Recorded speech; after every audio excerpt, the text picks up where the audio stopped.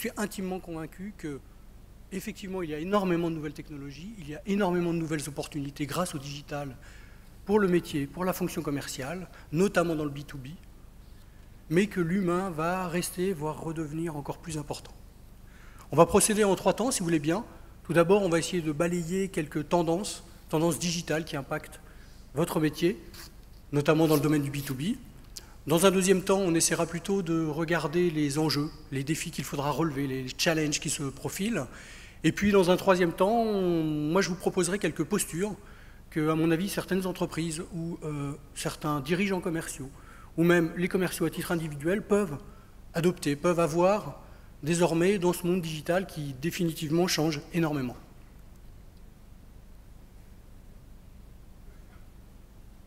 Nous y allons? Nous y allons. Allons-y. Une question. À l'heure du digital, lequel de ces animaux a le plus de chances de ne pas devenir la prochaine espèce en voie de disparition? Attention, lequel de ces animaux a le plus de chances de ne pas devenir la prochaine espèce en voie de disparition? J'aimerais, s'il vous plaît, que l'on éclaire la salle. On va faire simplement un vote à main levée. Je reprends. Lequel de ces animaux a le plus de chances de ne pas devenir la prochaine espèce en voie de disparition? Le chien, le chat,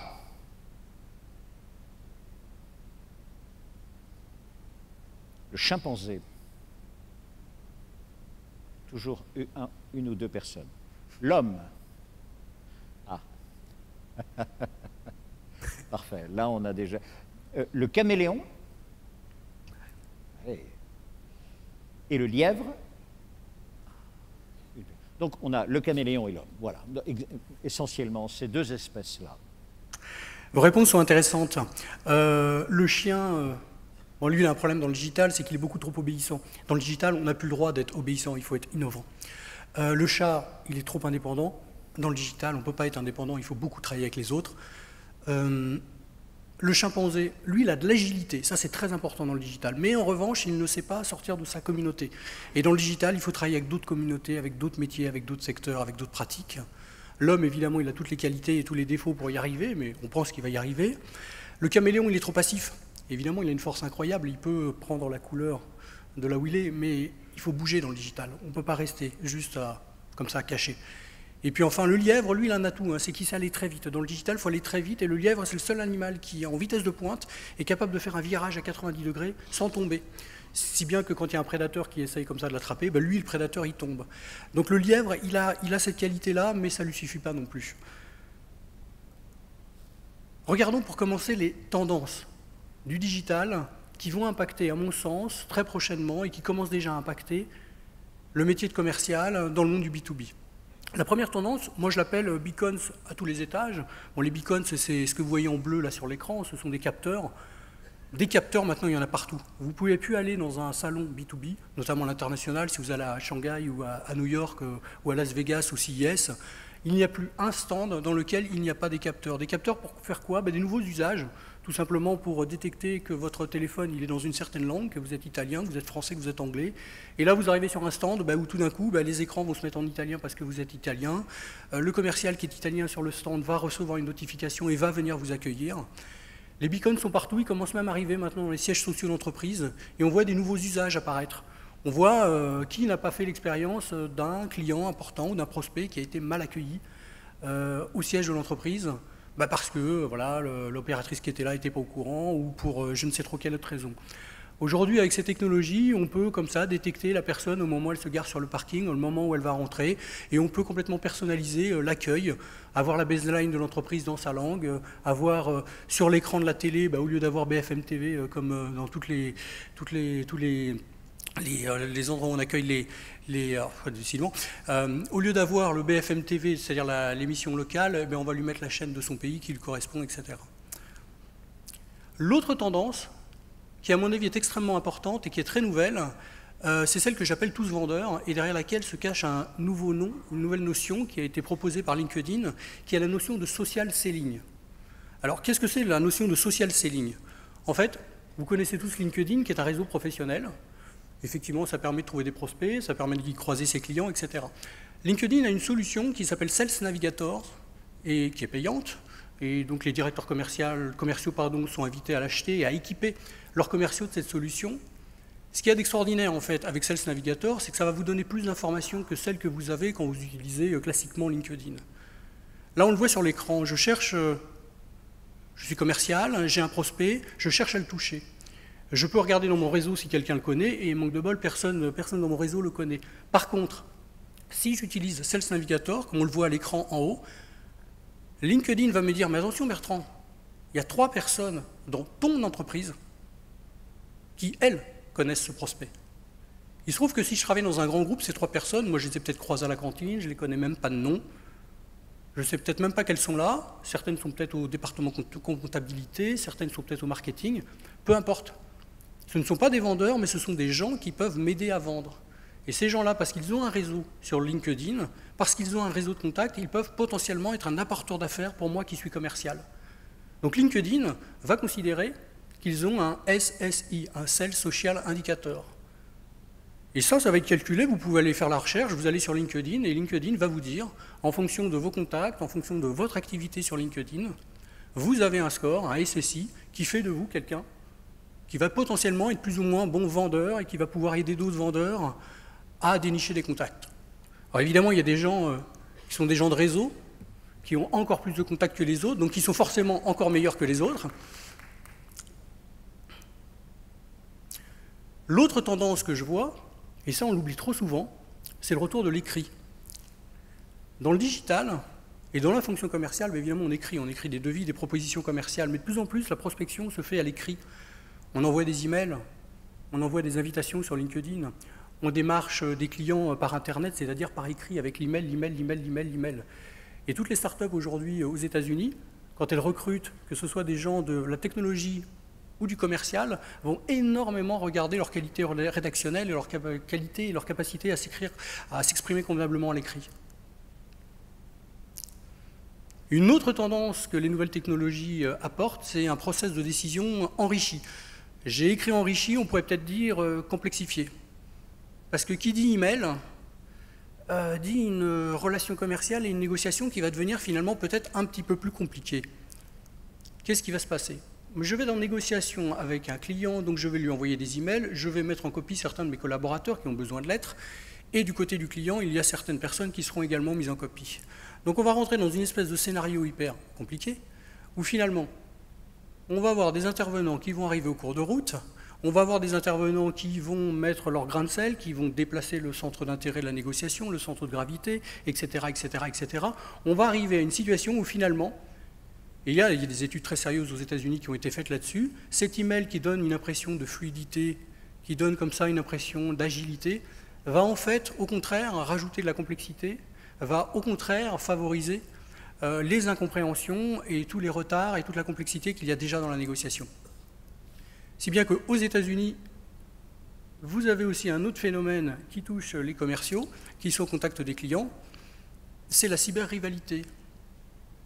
C'est pas moi qui le dis, hein, c'est Harvard. L'université Harvard publie chaque année des guides sur la gestion des équipes, sur le management commercial, sur la gestion de projets, etc., etc. Et puis bien sûr, elle les remet à jour parce que l'actualité et le monde de l'entreprise changent. L'un des best-sellers, si ça veut bien marcher, c'est celui-ci, qui s'appelle Office Politics. Et ce livre, qui est paru pour la première fois il y a 20 ans et qui maintenant est remis à jour, ne parle que d'email, ne parle que de technologie, ne parle que de réseaux sociaux. Et explique comment finalement, la politique a toujours existé dans l'entreprise, mais comment les nouvelles technologies vont rajouter un grain de sel là-dessus et vont finalement peut-être pas faire du bien, mais favoriser au contraire les querelles et les jeux politiques entre les collaborateurs. Une autre tendance qui n'est peut-être pas trop positive, mais qu'on commence à voir dans la vente avec les nouvelles technologies, c'est ce que j'appelle l'instrumentalisation des médias. Là, je vais vous raconter une histoire vraie, je ne vais pas citer les protagonistes pour des raisons de confidentialité évidentes, mais on est dans le cadre d'une négociation B2B. On a une entreprise qui souhaite se lancer dans le e-commerce. Elle se dit, oulala, c'est compliqué, c'est un autre métier, on me parle de nom de domaine, d'émergement, de tout, j'y comprends rien, il faudrait que je m'adosse les services d'un prestataire spécialisé. Donc, elle va s'adresser à un prestataire spécialisé pour lui réaliser son site e-commerce, prendre en charge son activité e-commerce. Ça s'appelle de la délégation e-commerce. Qu'est-ce qu'elle va faire? Premier temps, elle rentre en contact avec le prestataire. Deuxième temps, la négociation va s'engager. Troisième temps, elle va mettre en place une stratégie, notamment via les réseaux sociaux, elle va utiliser Internet pour créer des conditions qui vont rendre la négociation plus favorable pour elle. D'abord, dans un temps 1, elle va témoigner à l'occasion de salons, etc., sur la taille de sa base de données. On sait que dans le e-commerce, une marque qui a une très bonne base de données, elle a des chances de succès plus importantes qu'une marque qui n'a pas de base de données. Donc elle va vraiment communiquer, mettre en avant le fait qu'elle a une très belle base de données. Elle va enchaîner les prises de parole diverses et variées à l'occasion de tables rondes, dans des interviews dans la presse, elle va publier des résultats d'études. Bref, qui montre qu'elle a un bon potentiel e-commerce. Tout ça pour faire quoi? Tout ça pour en fait faire comprendre au prestataire qu'il a intérêt à faire un effort commercial, qu'il a intérêt à travailler avec cette marque. Et ça a marché. C'est une stratégie qui a marché. Mais il y a eu une vraie instrumentalisation des médias et un vrai calcul qui a été fait par la marque pour finalement négocier des meilleurs tarifs auprès d'un prestataire. L'autre tendance qui est beaucoup plus surprenante, c'est le prototypage à gogo. Alors je ne sais pas si vous avez entendu parler de l'impression 3D ou si vous avez vu ce qu'on peut faire déjà en impression 3D, mais c'est assez spectaculaire. Maintenant, on a vraiment des machines-outils qui vous font des pièces de voiture, etc. Mais il y a surtout un usage assez simple, et maintenant, avec pas beaucoup d'argent, on peut facilement réaliser un prototype. Par exemple, j'ai besoin de montrer le design d'un nouveau téléphone assez facilement. Je peux réaliser en grandeur réelle, dans un matériau qui sera du plastique, je crois, ou un matériau synthétique, quelque chose qui va ressembler au futur téléphone que je m'apprête à lancer. Si bien qu'on commence à voir des choses un petit peu insolites. Cette image est évidemment humoristique, mais ça, par contre, c'est très sérieux. Ça, c'est un commercial, ça s'est passé en Hollande. Il travaille dans une société. Il en avait marre de se battre avec... lui, il vendait des robinets. Donc ses clients, c'était des gens qui, eux, faisaient plutôt des baignoires et des lavabos. Il en avait marre de se battre avec le marketing et d'expliquer qu'il fallait absolument lancer une gamme un peu vintage, un peu élégante, etc.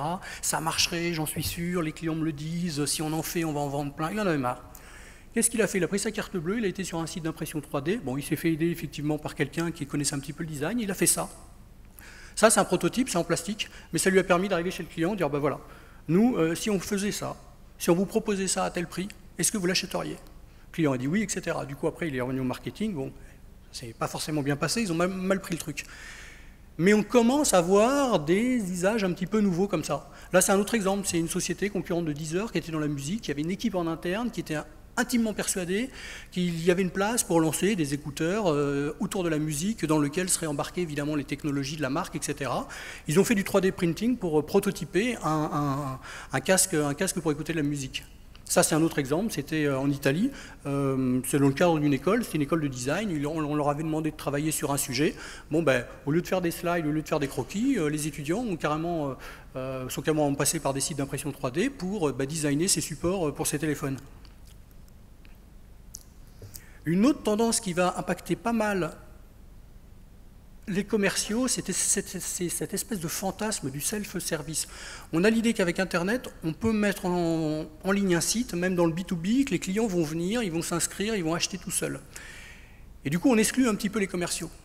Et après, on découvre qu'on a en fait besoin d'eux. Mais il y a des exemples. Vous prenez Dropbox, c'est une société qui a une réussite incroyable, elle a une offre B2B. Donc voilà, là j'arrive sur une page, le menu est très simple, les images sont plutôt rassurantes.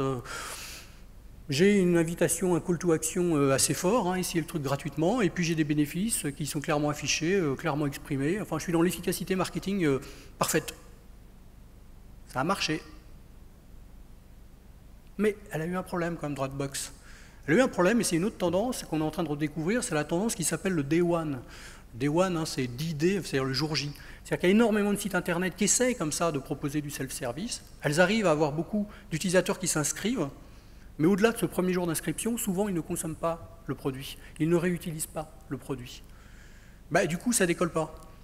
Et à ce petit jeu-là, il y a beaucoup d'entreprises, des startups notamment, qui ont fini par redécouvrir que les commerciaux, c'était juste indispensable, même sur Internet. Donc il y a PayPal qui n'a pas été tout de suite une success story, hein, c'est une société assez vieille, mais qui a découvert qu'il lui fallait des call centers pour relancer les gens, pour activer les comptes, pour stimuler la consommation.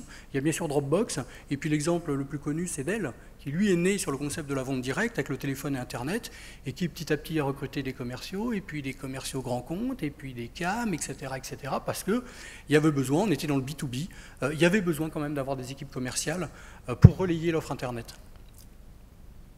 Autre tendance que tout le monde connaît, c'est le social media. Elle est très très prégnante évidemment dans le B2C, dans le grand public, mais elle est aussi très importante dans le B2B. Aujourd'hui, c'est une réalité, un décideur B2B, toutes les études convergent. Un décideur B2B aujourd'hui, il va voir des blogs, il va voir le site du fournisseur avec lequel il s'apprête à travailler, il va voir les concurrents, il lit des études, il pose des questions sur les réseaux sociaux. Les chiffres sont spectaculaires. Maintenant, il n'y a plus d'acheteurs, il n'y a plus de décideurs qui ne prennent plus en compte les réseaux sociaux. Les réseaux sociaux deviennent extrêmement importants dans le processus de décision et de sélection des prestataires. Les blogs font partie des réseaux sociaux et sont une vraie tendance, et une tendance forte et importante, là encore. La moitié des décideurs disent « oui, je lis le blog de l'entreprise » ou des blogs sur l'entreprise avec laquelle je m'apprête à négocier ou à laquelle je vais acheter des produits. Donc il y a vraiment aujourd'hui un profil du décideur B2B qui est impacté par le digital. Et les blogs, si vous voulez en voir, des blogs d'entreprise, vous en avez des très très bien. Prenez par exemple le cas de Intel, ils ont un blog qui est tout à fait logique pour eux. Le métier historique d'Intel, qu'est-ce que c'est? C'est de mettre des processeurs dans des ordinateurs. Aujourd'hui, il y a de plus en plus de machines, des téléphones, des tablettes, etc. Et on nous parle de l'Internet of Things, c'est-à-dire l'Internet des objets connectés. On nous explique que toutes les machines vont être connectées entre elles. Mon four va être connecté avec mon frigo, qui lui-même sera connecté avec mon téléphone portable, etc. Bon, évidemment, c'est génial pour Intel. Et Intel l'a compris, ils font un blog qui est justement consacré à ce sujet, qui est l'Internet of Things. Et un blog extrêmement qualitatif pour expliquer tous les enjeux, tout l'intérêt, etc. Et là, on a une marque qui prend une posture vraiment rédactionnelle, etc. American Express aussi a une utilisation très intelligente d'Internet. American Express, ils vendent des cartes et des TPE. Eux, ce qu'ils veulent, c'est qu'il y ait des gens qui, chez les petits commerçants, mettent leurs cartes et consomment le TPE. Qu'est-ce qu'ils font? Ils aident justement tous les petits commerçants à développer leur business. Et en leur disant, comme on le voit là à l'écran, par exemple, le social media peut être intéressant pour vous. Nous, ce n'est pas notre métier d'origine, mais on va s'accoler les services d'une agence, etc. Et on va vous apporter des conseils pour que vous, les commerçants, vous puissiez développer encore plus votre business. Et à la fin, évidemment, rentrer encore plus de cartes bleues dans le TPE. Là, on a deux photos qui ont l'air de rien avoir l'une avec l'autre. Pourtant, il y a un lien. Alors à gauche, il y a une voiture de la marque. Ouais, je vois que vous en avez. Donc effectivement, c'est une Porsche, c'est la mienne. Et à droite, ça n'est pas ma maison de campagne. À droite, c'est une très très jolie ferme en Italie, vers Venise. Parce qu'en fait, Porsche, qui était dans le B2C, parce que Porsche, c'est quand même une société qui vend des véhicules à des particuliers, certes très riches, ils sont en train de faire quelque chose, je ne sais pas s'ils ne sont pas en train d'aller dans le B2B. C'est pour ça que j'appelle ça B2C2B, mais c'est une nouvelle tendance qui commence à émerger avec le digital. En Italie, vous avez deux types absolument incroyables, qui sont des entrepreneurs de talent. Ils ont créé un espèce d'énorme incubateur qui s'appelle H-Farm. Ça s'appelle H-Farm parce qu'ils ont racheté une ferme qui est à côté de Venise. Là-dedans, vous avez 1000 startups qui bossent toute la journée, qui fait tout un tas de trucs, etc. On est dans la logique classique de l'incubateur. Eh bien, Porsche, qu'est-ce qu'ils font? Ils emmènent leurs clients dans ce H-Farm pour ensuite leur proposer d'investir dans les startups.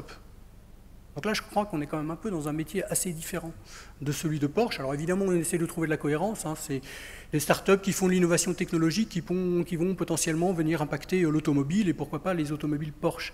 Mais on est quand même sur quelque chose d'assez nouveau. Voici pour les tendances. On repart sur une question? Ah oui, là je crois qu'il y a une nouvelle question qui s'impose. Alors, voici la question. Vous pouvez prendre votre smartphone, reprenez l'application ConnexMe. Demain, il faudra s'occuper des clients. Et vous avez plusieurs options. Un peu, beaucoup, passionnément, à la folie, pas du tout. Vote ouvert. Dès que les réponses sont prêtes, on les affiche. Et nous allons voir ensemble quelles sont vos réponses. Demain, il faudra s'occuper des clients, un peu, beaucoup, passionnément, la folie, pas du tout. La question est d'autant plus pertinente que, vous l'avez vu, par exemple sur Dropbox, on démarre sans commerciaux. Et la machine ne s'occupe pas du client, au départ en tous les cas. Votre avis? Vote ouvert. Dès que vous avez voté, voici les résultats. Ils s'affichent passionnément 59%, à la folie 27%. Il y a quand même pas du tout 1% également, un peu, 2%. Donc passionnément et à la folie. Mais oui, la question, effectivement, elle mérite d'être posée parce que c'est ce qu'on est en train de dire et en train de démontrer. Il y a de la technologie, il y a énormément de choses, il y a énormément d'opportunités. Il y a de nouvelles façons de faire, c'est indéniable. Mais il n'empêche que le commercial sera toujours absolument indispensable et qu'il y a un besoin du client. Aujourd'hui, on est encore en train de découvrir Internet, c'est assez récent. Donc effectivement, on prend plaisir et on joue le jeu. Mais on voit quand même un petit peu des effets de balancier, on voit quand même très fort le retour de l'humain, le retour du client, le retour du contact, le retour du commercial. Regardons les enjeux, regardons les défis, les challenges maintenant, qui se profilent devant nous. Ils sont nombreux et ils sont de taille. Bon, le premier... on a l'impression là qu'on enfonce un peu une porte ouverte, mais il faut accepter le digital et accepter la digitalisation et arriver à comprendre la vitesse à laquelle ça va. On ne s'en rend pas compte, mais cette voiture, bientôt la mienne, c'est une Telsa S, donc c'est une voiture nouvelle génération. Dans la Silicon Valley, ils disent c'est pas une voiture, hein. C'est pas une voiture, c'est un ordinateur avec des roues. Mais cet objet, c'est plus un ordinateur qu'une voiture. Ça, c'est son tableau de bord. C'est une merveille technologique, etc. Mais ce qu'il faut comprendre, c'est que hier, il y avait ce que je vendais, demain, je vendrai forcément autre chose. Les commerciaux sont condamnés aujourd'hui à accepter d'apprendre à vendre un produit qui va forcément se numériser. Hier, je vendais des GPS, hein, c'était des trucs physiques avec une ventouse qu'on accrochait sur le pare-brise, etc. Maintenant, non, je vends maintenant des fichiers à des gens qui feront de la géolocalisation pour moi dans un téléphone portable. Tout est en train de complètement se numériser. Hier, je vendais des livres, des disques. Non, maintenant, je vends des fichiers numériques pour iTunes. Hier, je m'informais, je voulais progresser professionnellement, je voulais me former, je m'inscrivais à une session universitaire classique ou à une école de commerce. Aujourd'hui, je vais faire des MOOC, je m'inscris à des programmes qui livrent des choses absolument fantastiques qui viennent des universités du monde entier. Hier, je conduisais une voiture, demain, je vais conduire quasiment un ordinateur. Donc on est vraiment dans un monde où ce qu'on vend aujourd'hui va se transformer, tout ce qui comprend de l'information va vraisemblablement devenir numérique et a vocation à terminer dans le tableau de bord d'une voiture, dans un téléphone, etc. Dites-vous bien que si vous vendez aujourd'hui des produits qui comprennent de l'information, ils vont peut-être être amenés à disparaître dans leur forme physique, la partie hardware, enfin c'est un petit peu une tendance, hein, tout ce qui est hardware semble disparaître, devenir un logiciel qui termine dans un nouveau terminal qui sera généralement un téléphone ou une tablette. Du coup, dans ce monde-là, l'enjeu c'est d'arriver à être réactif. Et ça, c'est comme difficile parce que les journées n'ont que 24 heures, nous sommes que des humains et tout ça va très vite. Est-ce que vous connaissez le Net Promoter Score ? Ça, c'est un nouvel indicateur qui est en train de s'inviter dans le monde du commerce. Les commerciaux, au début, on leur demandait de vendre des produits, après on leur a demandé de vendre plutôt tel produit parce qu'on marche bien, ou plutôt tel produit, oui je sais, il est dur à vendre, mais il faut parce qu'on est en train de se positionner sur ce marché. Et puis on a rajouté des indicateurs de mesure, des indicateurs de performance, les exigences ont plutôt eu tendance à augmenter. Et maintenant, il y a quelque chose qui commence à les impacter. Ça commence à rentrer dans les objectifs des commerciaux qui font du téléphone, qui sont dans les centres de contact. C'est ce qui s'appelle le Net Promoter Score. Le Net Promoter Score, c'est un indicateur qui dit si les gens ont buzzé ou écrit des choses positives ou au contraire négatives sur les réseaux sociaux. C'est-à-dire qu'aujourd'hui, un commercial, il arrive en rendez-vous. Il va avoir un client qui potentiellement aura lu des choses positives ou négatives sur son produit, sur les réseaux sociaux. Car on l'a vu, les commerciaux, les dirigeants, les décideurs regardent énormément les réseaux sociaux. Donc là, il va y avoir un enjeu, c'est d'avoir en tête le fait qu'on n'est plus les seuls en tant que commerciaux à parler de nos produits. Les clients, ils en parlent, parfois positivement, il ne faut pas prendre peur, parfois négativement. Il faut le piloter, il faut le suivre, c'est un nouvel indicateur et il y a des solutions qui permettent de le faire, on va le voir un petit peu plus loin. Un autre défi là, qui se profile, c'est la sécurisation de la data. Parce que Big Brother n'est pas loin, il y a des pays qui sont beaucoup plus ouverts effectivement au partage comme ça des données, nous on est quand même français, ça nous fait un petit peu peur, et ça nous fait peur en tant que particulier, et ça commence à arriver très fort dans le B2B. Il y a une société aux États-Unis qui s'appelle Ghostery, qui a fait un carton, elle a je crois 50 ou 60 millions d'utilisateurs, 60 millions d'utilisateurs, Bon, vous téléchargez un petit truc sur votre ordinateur et ça vous donne de la visibilité sur les informations que les différents sites internet essayent de prendre sur vous, etc. Et ça vous permet de piloter tout ça, d'interdire des sites, de dire oui, je veux laisser mon numéro de téléphone, non, je ne veux pas que cette marque prenne mon adresse email, non, je ne veux pas qu'on sache que je me suis connecté à telle heure, etc. Vous avez la main en tant que particulier. Bon, ben, cette société, elle a bien compris, hein, maintenant qu'elle a plein d'utilisateurs, etc. Elle est en train de développer son business et de développer une offre B2B. Parce qu'elle a compris que les entreprises aujourd'hui, elles font du business, elles ont, c'est toutes les logiques SAP, ERP, etc. Elles ont des données qui sont maillées. Plein d'entreprises ont aujourd'hui accès à des données de leurs clients et inversement, tout ça se mélange, etc. Mais il y a quand même des problématiques de sécurité et de confidentialité. Donc là, il y a tout un enjeu, c'est d'arriver de plus en plus dans ces propositions commerciales à répondre à des questions qui vont toucher à la sécurisation de la data et à la confidentialité. L'autre enjeu, c'est que le client, maintenant, il est beaucoup plus informé. Il y a 20 ans, on allait voir un client, il fallait lui expliquer qui était notre entreprise, quel était son secteur d'activité, etc. Maintenant, il n'y a plus besoin de le faire. Le client, il le sait parfois mieux que nous. Il a parfois eu plus de temps que nous à regarder le blog de notre propre entreprise, à voir son site internet, à lire ce qui s'est écrit sur Twitter. On arrive en rendez-vous face à un client qui, maintenant, connaît beaucoup mieux, voire quasiment mieux, notre entreprise, nos produits, notre offre, que nous. Il a peut-être même, moi je connais des cas où le client qui a vraiment scrupuleusement regardé, etc., peut, parce qu'il est passionné, qui va dans le détail, moucher le commercial sur certains points, certains sujets, simplement voilà, parce qu'il a pris le temps de se renseigner et que Internet lui permet d'accéder à énormément d'informations. Un autre enjeu, c'est apprendre à innover ailleurs. C'est que hier, on vendait des produits et puis on attendait que le marketing nous propose des nouveaux produits et puis on faisait des remontées terrain, des remontées des clients, etc. Et puis on avait quand même un peu de visibilité sur les produits qu'on allait vendre demain. Il va falloir que j'en parle à mon équipe, il va falloir que je commence à en parler à mes clients, mais pas avant 6 mois parce que le produit sera prêt que dans un an, etc., etc. Cette visibilité, elle tend à disparaître. Et on le voit avec le syndrome Procter & Gamble. Ça, c'est très intéressant. Procter & Gamble, ils ont fait un truc. Alors ça impacte vraiment leurs commerciaux. Ils ont fait un truc, c'est que ils ont constaté qu'aux États-Unis, quand vous avez 50 ans, vous faites débarquer de l'entreprise. Et donc aux États-Unis, il y a énormément de types qui ont 50 ans, qui sont ingénieurs, qui sont talentueux, qui ont envie encore d'être un peu dans la vie active. Alors ils s'inscrivent sur un site qui s'appelle retired.com, c'est retraité.com. Et puis là, ils ont des marques comme Procter & Gamble qui leur dit moi, je vous propose de travailler pour moi à distance, vous n'êtes pas salarié, je suis en train de réfléchir à une nouvelle brosse à dents, à un nouveau truc, proposez-moi des choses. Les gens peuvent s'agréger en équipe, peuvent travailler seuls, en tout cas peuvent travailler et être payés par Procter & Gamble. Là, vous avez l'exemple de 3 produits qui ont été designés par ce système-là.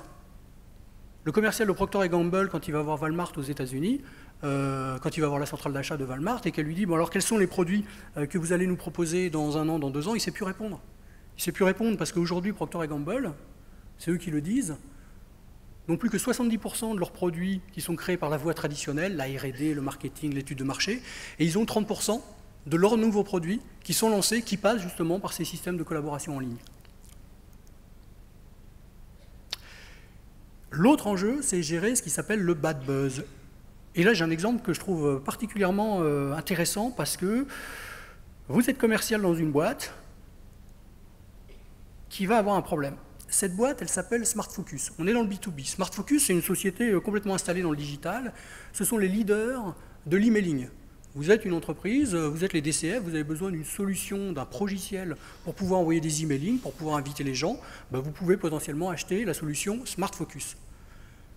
Manque de bol, il aura arrivé un problème technique. Ça arrive, ça aurait pu arriver à d'autres, ça leur est arrivé. Leur plateforme n'a plus fonctionné, elle a vraiment mal fonctionné pendant 3 semaines. Donc les clients ont vraiment râlé. C'est normal. Leurs petits concurrents qui s'appellent Actito ont vachement intelligemment capitalisé sur la situation. Le directeur de commercial d'Actito, qu'est-ce qu'il a fait? Il a écrit sur LinkedIn, il a énormément de contacts, il en a avoir 3000 ou 4000. Lui, il est en phase de prospection super agressive. Et il a écrit sur son concurrent. Et il a fait ça vachement intelligemment parce que je propose de lire ce qu'il a écrit. En tant qu'éditeur d'une plateforme SaaS, nous ne pouvons pas rester insensibles aux déboires récents de l'un des leaders de l'email marketing. Il est malin, il ne les cite pas. Pour rappel, cela fait 1 semaine que leur plateforme est très instable. Après, il y a un lien. Là, c'est sur un lien d'un magazine informatique. Et là, effectivement, le concurrent est largement cité. Là, il rajoute, à ce stade, il est important que tous les éditeurs en tirent les leçons, etc. Donc, il ne leur tire pas vraiment dessus. Il dit, voilà, moi, je suis en train d'inventer un métier, je suis solidaire aussi avec mes concurrents, etc. Puis Puis après, il enchaîne, il a tout un article, et là, il est malin, parce que lui, quand il va en réunion commerciale, il a 5 forces qu'il met toujours en avant. Et là, il écrit un article où, justement, il met en avant ses forces. Et qu'est-ce qu'il a comme force? Ben déjà, il a dans son discours commercial, avant même que cette crise ait lieu, que la défaillance pouvait arriver et que lui, il était bon là-dessus. La maîtrise de l'infrastructure, c'est précisément un truc sur lequel lui, il est vachement bon et sur lequel l'entreprise qui a eu un problème est moins bonne, tac, il enfonce le clou. Autre chose, lui, il a une grande faiblesse commerciale, c'est qu'il a beaucoup moins de fonctionnalités que Smart Focus. Donc là, il le retourne positivement. Il dit, voilà, Smart Focus, ils ont développé des fonctionnalités exotiques, et à force d'avoir créé plein de fonctionnalités, ça a créé un phénomène de déstabilisation, et ça a tout cassé. Moi, j'ai moins de fonctionnalités, mais moi, je ne tombe pas en panne.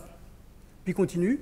La gestion de la crise, là, il leur envoie une petite pique, doit concerner toute l'entreprise parce qu'il y a eu des loupés, parce que justement, les commerciaux de Smart Focus ont été un peu pris de panique, ont envoyé des emails à des clients, il n'y a pas eu de coordination, donc ça n'a fait qu'empirer la situation.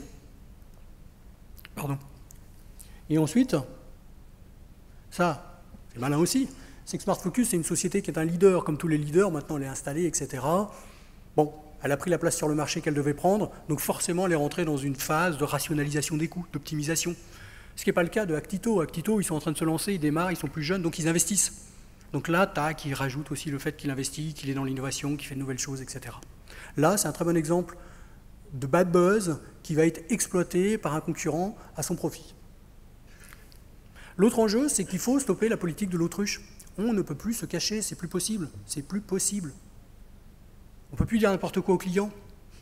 On ne peut plus... Non, c'est plus possible. Il y a un site aux États-Unis qui s'appelle Consumériste. Alors d'accord, les Américains sont beaucoup plus consuméristes que nous. C'est là une logique à la 60 millions de consommateurs, mais en version un peu plus violente quand même. C'est américain. Vous savez, c'est Ralph Nader, toute cette culture du consumérisme. Vous avez des sites aujourd'hui qui sont énormes. Ça, en termes d'audience, c'est aux États-Unis, mais vous me direz, mais c'est largement plus gros que le site des Échos ou quelque chose comme ça. Vous avez des sites sur lesquels vous allez et vous apprenez plein de choses sur des marques. Et là, par exemple, vous apprenez que Takata, qui est une société qui est le leader de tout ce qui touche à la sécurité dans une voiture. Donc ils font des airbags, ils font des ceintures de sécurité, etc. Ils ont mal équipé apparemment des véhicules Honda qui du coup ont dû être rappelés. Ça c'est en ligne, c'est écrit, c'est tweeté, c'est partagé, c'est lu, etc. Je pense que le commercial de Takata et les commerciaux de Honda, quand ils voient ça, ils se disent « Waouh, le digital impacte mon métier ». Ça c'est un autre exemple, parce que Uber, qui est quand même un peu hors la loi et qui casse les pieds à tout le monde, il ne rend pas non plus un service de très bonne qualité, ce n'est pas des professionnels non plus de la course, les gens de Uber. Du coup, ils s'en prennent plein la poire sur Consumériste.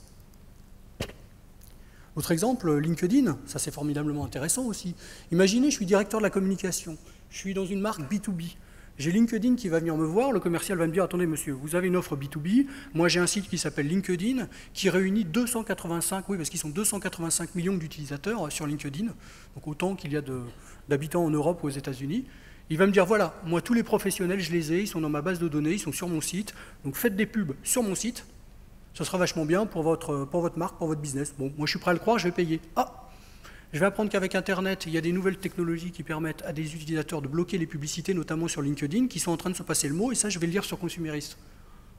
Là je suis le directeur de la communication, je vais rappeler le commercial qui m'a vendu son truc, et puis je vais discuter sérieusement avec lui. Ça va quand même complètement changer la donne. Un autre truc aussi très important, et qui est à mon avis difficile à faire, c'est qu'il faut apprendre à lire entre les clics. De plus en plus, nos clients vont être des entreprises qui sont elles-mêmes des entreprises du monde digital. Elles ont des stratégies très nouvelles qui ne rentrent pas dans les manuels classiques. Du coup, c'est pas simple de comprendre quelle est leur stratégie réelle. Et c'est important de le faire parce que ça peut planter une proposition commerciale et c'est ce que je me propose de vous démontrer ici. Regardez Google, vous connaissez tous Google, on peut se demander est-ce que cette entreprise elle est dans le B2C, elle est dans le B2B. Alors, on peut dire non, mais elle est dans le B2C parce que, grosso modo, Google, ça permet à des gens de faire des requêtes, on parle de centaines de milliards de requêtes par mois. D'ailleurs, ils ont une part de marché dans ce monde, qui est le monde des moteurs de recherche, qui est supérieur à 90%. Le mot Google, il est même rentré dans le dictionnaire en Angleterre. Google est dans le B2C. C'est pas ce que nous explique son PDG. C'est très très intéressant d'écouter et de regarder la politique de communication de Google. Le PDG, jamais ne dit que Google est un moteur de recherche. Jamais. Pourquoi? Parce qu'il connaît une entreprise qui s'appelle Microsoft, qui était américaine, et qui, parce qu'elle était américaine, avait en face d'elle un truc qui s'appelle la loi antitrust. Et Microsoft a énormément souffert de ça. La loi antitrust, c'est une réalité aux États-Unis. C'est une réalité. Google, aujourd'hui, c'est un monopole. Il peut potentiellement tomber sous le coup de la loi antitrust. Alors, qu'est-ce qu'ils font? Ils sont malins, ils mettent en place toute une politique de communication pour démontrer qu'ils ne sont pas un moteur de recherche, mais autre chose. Et ils s'y prennent vachement bien. Ils disent, attendez, non, moi, et c'est vrai, je fais mon chiffre d'affaires pas avec les particuliers, mais avec les entreprises. Je leur vends une nouvelle forme de publicité qu'on appelle les mots-clés. Ils achètent des mots-clés pour que quand les gens recherchent dans Google, on trouve leur site plutôt que celui du copain, etc. C'est de la publicité. Et regardez bien la publicité, monsieur la loi antitrust. Le marché mondial de la publicité, c'est 495 milliards. Après, il y a le marché américain. Moi, je suis américain, Google. Donc c'est plus de 30%. Puis après, il y a la publicité sur Internet. C'est pas toute la publicité. Il y a aussi la publicité au cinéma, à la radio, à la télé, dans la presse, l'affichage aussi. Et moi, Google, je ne prends qu'une petite part de ce marché. Donc je ne suis pas du tout un monopole. Je n'ai que 3,4% de part de marché. Je vous assure qu'un commercial aujourd'hui qui fait une proposition à Google ou qui va les voir et qui prononce simplement le mot moteur de recherche chez Google, devant les gens de Google, il a perdu. Il a démontré qu'il n'avait pas compris un des problèmes majeurs de Google, parce que c'est l'un de ses problèmes majeurs, et que ça fait partie de sa stratégie. Je disais que les mots, le retour de l'écrit, les mots sont importants, etc. On écrit vite, etc. Et on peut écrire des bêtises aujourd'hui. Une autre question? On y va, c'est parti. C'est la dernière.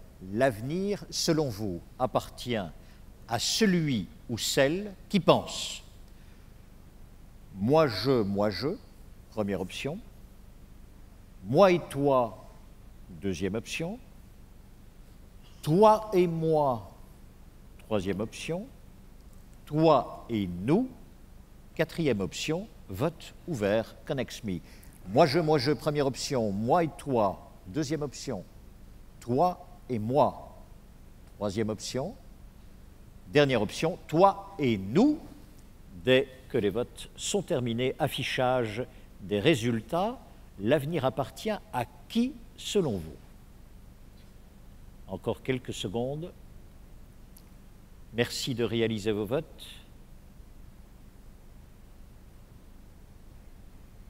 Certain nombre de réactions pour l'instant ou de commentaires que vous avez réalisés. Et voici les résultats. 87% pour toi et nous et 11% toi et moi. Ah, voilà, donc ça mérite commentaire, ça mérite explication derrière. Ça mérite effectivement commentaire et c'est ce qu'on va voir avec les slides qui suivent. Dans le monde d'Internet, dans le monde digital et notamment quand on est vendeur, il faut qu'on soit dans une logique beaucoup plus collaborative qu'avant. Et c'est pour ça que je voudrais voir avec vous un certain nombre de postures que, à mon avis, les entreprises, les directions commerciales, voire les commerciaux à titre individuel, ont peut-être intérêt à adopter ou au moins à considérer. Parce que face quand même à tout ce qui se passe, face à tout ce qui se profile, face à tous ces enjeux, c'est quand même un petit peu compliqué d'y voir clair. Donc quelle posture adopter? Bon, déjà, il faut surveiller son e-réputation. Les entreprises ont commencé à le faire. Ça, c'est l'exemple de Alstom. J'adore cet exemple. On parle d'une entreprise qui, comme toutes les entreprises, a perdu complètement la main sur sa communication. Autrefois, quand Alstom communiquait, c'était Alstom qui communiquait, point. Là, c'est plus ça. Il y a les sujets émis, donc il y a 120 000 en un trimestre, il y a 120 000 sujets, 120 000 fois Alstom qui a été cité sur Twitter, dans des blogs, je ne sais quoi, parce que ça venait de chez Alstom. Ah ouais, mais il y en a 7 fois plus qui ont été écrits par d'autres gens, et ce n'est pas forcément des choses positives. D'ailleurs, si je regarde les avis positifs, ils ont que 6%. Pas énorme, hein. Pourtant, ils ont des moyens en termes de communication, ces gens-là. Avis négatif, 21%. C'est énorme. C'est énorme parce qu'en plus, il y a la viralité. Un avis négatif peut circuler rapidement et dans des grandes proportions. Et puis, il y a des neutres. Ce type de tableau de bord, ça s'appelle du social listening. Les entreprises commencent à les utiliser. Ça commence à arriver aussi chez les particuliers. Ça, c'est extrêmement important. On ne peut plus maintenant aller chez un client sans avoir regardé l'e-réputation de sa propre société. On a besoin de savoir ce qui se passe. Un commercial, aujourd'hui, et j'espère, il a accès à ces informations-là. Et il faut que demain, il puisse avoir accès à ces informations-là. Il ne faut surtout pas que ça reste entre les mains du marketing ou de la direction générale. Il doit savoir ce que les gens disent, pensent ou croient de leur entreprise. Une autre posture à adopter, c'est peut-être un petit peu comme nos commerciaux qui avaient fait du prototypage 3D, c'est de rentrer dans la do-it-yourself attitude, faire les choses soi-même. Il y a un site que je trouve assez rigolo, qui s'appelle Flibber. En fait, vous n'avez que des freelances là-dessus, et puis le deal, c'est qu'ils doivent vous proposer quelque chose qui doit coûter moins de 5 $. Bon, après, si vous avez une prestation plus complète, évidemment, ils ont le droit de vous facturer quelque chose plus cher. Mais le prix d'entrée, il doit être autour de 5 $. Moi, j'ai fait le test. J'ai besoin de faire une proposition PowerPoint parce que je suis commercial, je ne sais pas trop bien faire, et puis au marketing, ils me disent qu'ils n'ont pas le temps. Je vais sur ce site. J'ai énormément de freelance qui me proposent, à des prix défiant toute concurrence, de me faire ça dans les 3 jours, etc., à distance. J'ai besoin d'une démo produit, pareil, je vais trouver des gens qui me proposent des solutions.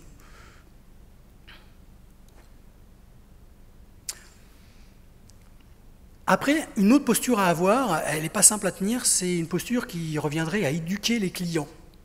Parce qu'on est dans un monde, tout change, tout va vite, on a Internet, on s'est tous habitués à travailler avec Internet, mais Internet nous met souvent sur la mauvaise voie et sur des mauvaises pistes. Alors c'est un peu étonnant de le dire aujourd'hui, mais je vais essayer de vous le démontrer. Il faut juste comprendre comment fonctionne Internet. Là, c'est la barre de recherche de Google. Moi, j'ai tapé un premier nom, Patrick, et lui, il me suggère, pour me faire gagner du temps, en gras, des mots. J'ai juste à faire entrer, si je veux taper Patrick Bruel, il me suggère des mots pour me faciliter ma recherche. Comment il définit ces mots? En fonction de deux choses. En fonction de moi, mes recherches précédentes. Si j'avais déjà par le passé cherché plusieurs fois Patrick et que j'avais ensuite écrit Patrick Bruel, il va se dire, ah, il cherche encore de l'information sur Patrick Bruel, donc je lui propose le mot Bruel. Mais il va aussi tenir compte des recherches qui sont faites par tous les autres utilisateurs de Google. C'est pour ça qu'on a Patrick Bruel en premier, parce que ça doit certainement être le Patrick le plus cherché sur Google. Si je rajoute un M, il va s'ajuster, il va me proposer Patrick Modiano. Si je rajoute un A, enfin, il va me proposer ce que je cherchais. Pourquoi je vous dis ça? Parce que des fois, moi si je tape Bertrand, effectivement, comme j'ai beaucoup cherché mon nom sur Internet pour voir si j'étais, effectivement, il me propose Bertrand Jouvenot, il n'y a pas de problème. Si je commence à faire une phrase, Paris est une fête, Paris est magique, bon.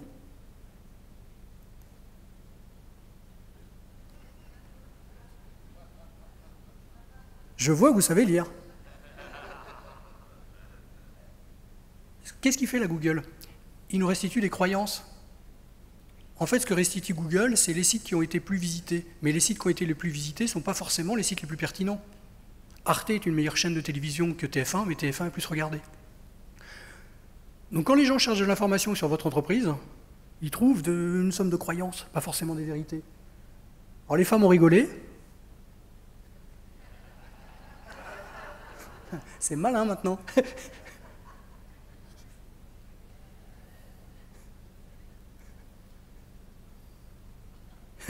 Ça, c'est pour vous tous. J'ai caché parce qu'il y avait des trucs vraiment pires. Donc attention, on utilise tous Google, on utilise tous Internet, mais ça ne nous restitue pas forcément la vérité. Ça peut nous mettre sur des fausses pistes. Il y a ce phénomène aussi, la réputation d'une entreprise qui a été connue pour ceci ou pour cela, elle va durer dans le temps, etc., et ça va être beaucoup plus dur demain de faire oublier ce qu'on a été ou de faire oublier ce qu'on voudrait faire oublier parfois sur ce qu'on était. On était une entreprise trop ringarde ou pas assez ceci. Une autre posture, c'est travailler sur la confiance. Avec le digital, c'est un peu bizarre parce que la notion de confiance a peut-être un petit peu changé. En fait, il y avait la confiance telle qu'on la connaissait, alors il suffit de prendre un dictionnaire comme le Larousse, et puis grosso modo, voilà, la définition de la confiance classique, vous la connaissez. Ce qu'on nous dit aujourd'hui avec le monde digital, c'est que ce qui compte, c'est plus du tout la confiance. Il y avait la confiance verticale et la confiance horizontale. La confiance verticale, c'est j'avais confiance en des gens qui étaient au-dessus de moi. L'homme politique, le médecin, le curé. Bon, on a bien vu avec Bernard Mabie qu'on n'avait plus du tout confiance en ces gens-là, qu'on avait raison. Du coup, maintenant, on a développé une confiance horizontale. On travaille avec nos pairs et on utilise Internet pour s'agréger dans des communautés et on préfère faire confiance à des gens qui sont comme nous. Si bien que ce qui va compter aujourd'hui, ça va être la transparence, parce que nous sommes dans un monde qui n'est pas transparent. Et donc, il va y avoir une espèce de nouvelle définition de la confiance, qui est d'ailleurs une équation, tout est équation dans Internet, c'est que maintenant la confiance, elle va reposer sur plusieurs choses. La connexion, est-ce que je suis connecté, est-ce que je suis sur les réseaux sociaux, est-ce que je suis dans des groupes, etc. L'engagement, est-ce que je suis impliqué, est-ce que je participe, est-ce que j'écris, est-ce que je mobilise, etc. Et puis la transparence. Et ce sont ces trois variables qui vont maintenant définir, paraît-il, le degré de confiance qu'on aura dans un commercial. Alors l'autre mauvaise nouvelle, c'est qu'il faut maintenant vachement plus updater ses compétences. Il paraît qu'il y a une vingtaine d'années encore, on pouvait avoir une compétence et vivre avec sans trop la faire évoluer pendant 10 ans. On est sur une tendance où là, on est plutôt à 3-5 ans. Et avec le digital, j'ai pas mis de chiffres parce que c'est trop effrayant, mais il y a vraiment de quoi s'inquiéter. On est vraiment dans un monde où tout le monde, nous tous, moi le premier, on va devenir obsolète. Très rapidement, tout le temps. Alors heureusement, il y a aussi des choses qui arrivent, c'est qu'on peut opter pour le staff on demand, qui est une nouvelle tendance et qui commence à arriver aussi dans le B2B. Le staff on demand, c'est que vous allez utiliser les compétences de quelqu'un d'autre qui s'est agrégé sur une plateforme. Il y a un site qui s'appelle Staggle. Non, c'est pas Staggle, pardon. C'est GitHub. Vous téléchargez une application, vous allez au supermarché aux États-Unis ou en France. Vous recevez un SMS de quelqu'un qui vend des nouilles, qui est: est-ce que tu peux vérifier que dans le linéaire, il y a bien trois boîtes de nouilles les unes à côté des autres. Vous êtes payé pour faire ça. Vous répondez. Procter & Gamble utilise ce site. Il utilise le site pourquoi? Pour vérifier effectivement que leurs produits sont bien présentés dans les supermarchés Walmart. Et ils ont fait ça pour leurs commerciaux. Parce qu'ils peuvent lancer une étude comme ça, en un quart d'heure, ils peuvent vraiment avoir une étude de terrain concrète. Et donc le commercial, à qui on a demandé de faire un geste commercial significatif, parce que chez Walmart, ils sont durs, il retourne chez son client en disant: bon, la dernière fois qu'on s'est vu, vous m'avez demandé de faire un geste commercial. Ben, nous, depuis, on a fait une étude, et vous m'avez expliqué que mes produits ne se vendaient pas très bien, là, mes nouilles. Moi, j'ai aussi une étude qui montre qu'ils ne sont pas bien mis en avant dans vos magasins. Donc on va rediscuter, monsieur le client. Ça, c'est un exemple de staff on demand. Une autre posture qu'on peut avoir, c'est d'arrêter de chercher à trouver les solutions chez nous et comprendre qu'elles sont ailleurs. Aux États-Unis, il y a la société Allstate a fait ça. Alors elle a été chercher l'intelligence collective. Et elle a fait ça très bien. En fait, comme ils sont dans l'assurance, ils ont un algorithme, ils en ont même plusieurs, et ils ont des scientifiques qui travaillent depuis des dizaines d'années à améliorer cet algorithme. Mais ils sentaient bien que cet algorithme avait des faiblesses. Qu'est-ce qu'ils ont fait? Ils ont lancé un concours sur Kaggle et ils ont dit: voilà mon algorithme. Kaggle, c'est un site sur lequel il y a des centaines de milliers de data scientists qui souvent ont un job et ils font ça pour arrondir les fins de mois. Ces gens-là peuvent s'agréger en équipe et peuvent participer à des challenges. Donc ils ont créé un challenge et ils ont demandé comme ça à plus de 200 000 data scientists: si vous voulez, vous pouvez améliorer mon algorithme. Résultat. En 3 jours, il y avait déjà 107 équipes qui s'étaient mobilisées. 3 mois plus tard, l'algorithme il avait été amélioré de 271% selon Allstate. Ça avait coûté 10 000 €, parce que le gagnant du challenge, l'équipe gagnante, remportait 10 000 €. Et à la fin, ça a permis d'aller chercher 10 millions d'euros de chiffre d'affaires supplémentaire. Donc là encore, le produit évolue complètement. La façon dont on le conçoit évolue complètement. En tant que commercial, on va devoir vendre demain des produits qu'on ne connaît pas encore. On va devoir écouter le marketing nous expliquer qu'il est en train de développer des produits d'une manière un petit peu étrange pour des résultats qu'on ne peut pas anticiper. Une dernière tendance, c'est peut-être d'accepter le Quantify Self. Alors, le Quantify Self, c'est le fait d'accepter de tout mesurer sur soi. Vous savez, on a maintenant des montres, des téléphones qui vous disent combien vous avez dépensé de calories, si vous avez trop mangé, si vous avez respiré, pas respiré, on calcule votre sommeil, etc. etc. Ça, c'est en train d'arriver très fort dans le B2B. Je vous jure que c'est vrai. Il y a une société géniale aux États-Unis qui a bien compris un truc, c'est que on travaille tous trop, alors donc évidemment, il y a parfois le phénomène un peu de burn-out. Les commerciaux ont besoin d'énormément de concentration. Souvent, quand ils rédigent un devis ou une proposition commerciale ou qu'ils répondent à un appel d'offres, d'ailleurs on les voit dans les entreprises, souvent ils cherchent à s'isoler dans un bureau fermé quand ils peuvent le faire pour trouver du calme. Aux États-Unis, il y a une société qui s'appelle Focus at Will, qui est complètement orientée B2B, et qui va voir des directeurs commerciaux et qui leur dit « Attendez, un truc pour augmenter la concentration d'un individu, et c'est scientifique, et c'est une entreprise hyper scientifique, c'est la musique. Donc moi, j'ai un site sur lequel vos équipes vont pouvoir s'inscrire. Bon, c'est payant, monsieur le directeur commercial, mais vos équipes vont pouvoir s'inscrire. Ce qui va être génial, c'est qu'ils vont pouvoir choisir dans des types de musique. Et moi, je vais leur proposer des musiques qui correspondent à leur goût, mais dont je sais qu'elles augmentent considérablement l'acuité intellectuelle, la concentration, etc., etc.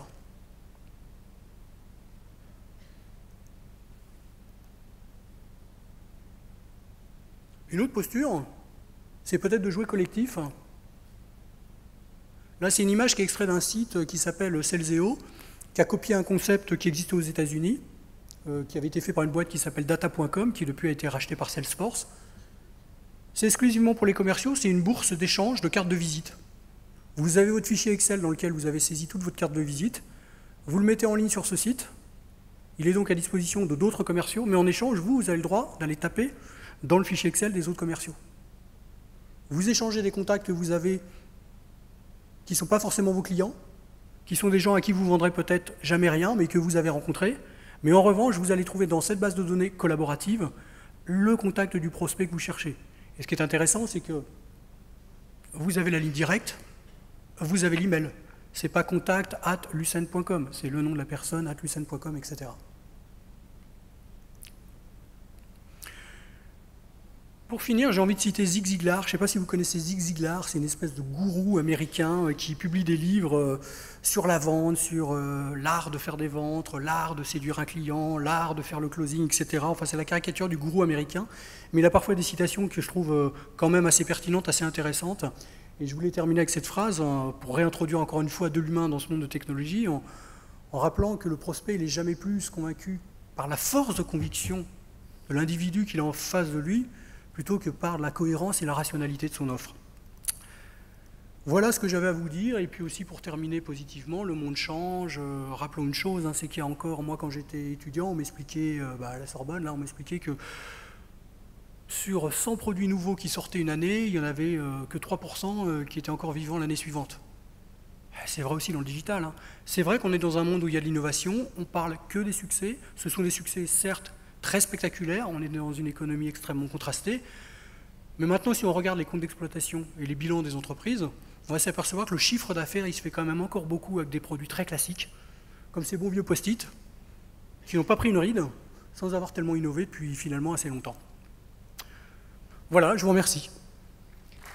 Bertrand Jouvenot.